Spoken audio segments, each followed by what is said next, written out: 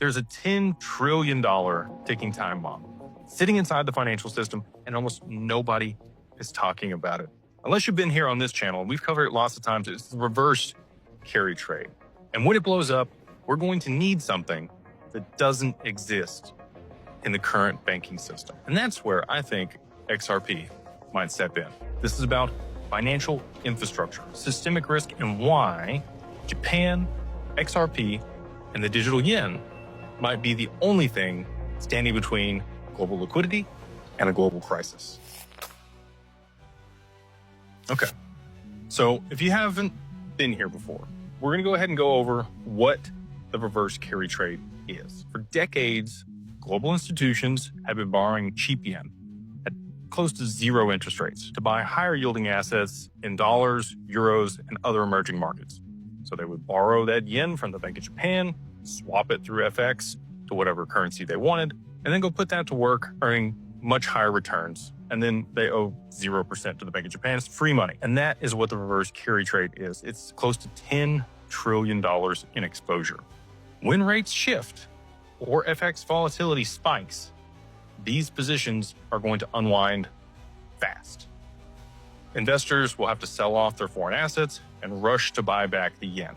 So they'll have to sell in the stock market or gold or wherever else they're positioned, swap back to whatever the currency it was in whatever jurisdiction they purchased it, and then go back through FX to yen before they can repay those notes. So this slams the FX market, the bond market, and credit globally, all at once. So what's going to happen? It's not good, right? It's a tidal wave of capital surging back to Japan. Dollars, euros, and all of the other currencies that people are selling off to swap for the yen crash, and the yen will explode higher. Demand for the yen will be excessive. So US treasuries, they're going to be dumped. Yields are going to spike, and bond markets will break. Global liquidity will evaporate, just like in March of 2020, but much, much worse. The Bank of Japan will have two options. They can either let the yen appreciate and kill their exports, or they can defend the bond market and risk hyperinflation because they're going to have to print a bunch of yen in order to buy those bonds.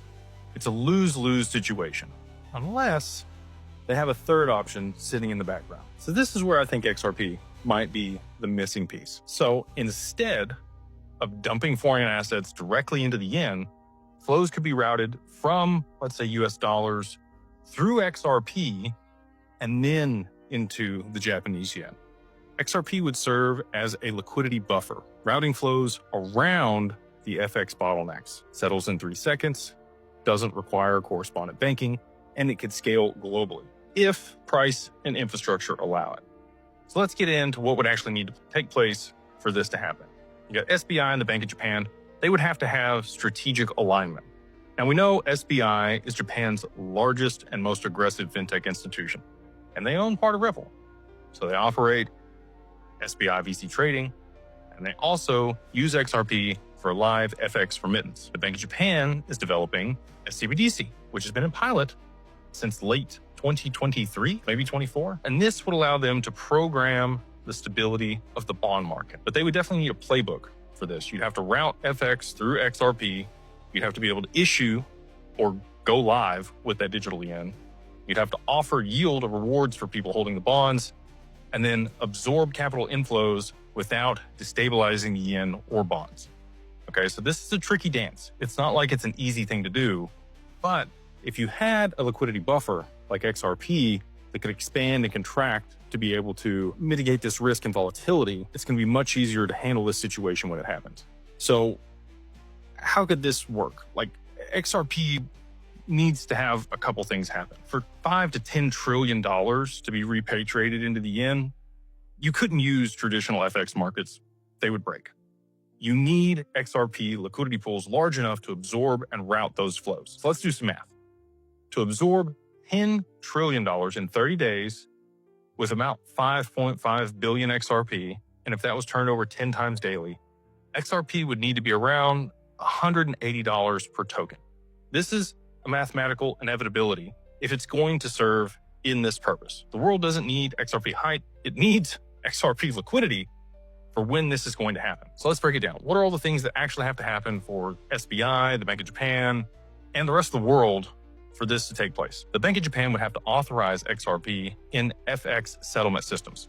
Okay, and we know that they've been building that in the background with Ripple for a long time, so probably in place. SBI needs to build deep liquidity pools between the yen and XRP and USD XRP corridors using RippleNet or the AMMs on the XRPL, which were put out a while back with XLS30.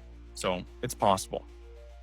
You would also need regulatory clarity in Japan for XRP. It would need to be approved as a settlement asset and also not have capital gains if it's being used in that capacity. You would need CBDC rails to go live with programmable yield to absorb the bond flows.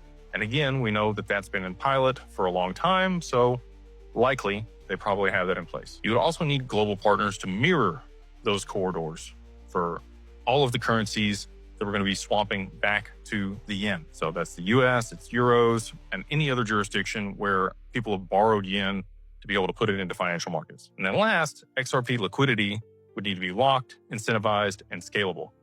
So we need a significantly higher price for XRP for it to be able to facilitate this. And again, there's a lot of ways that could happen, but you need a supply shock on the asset.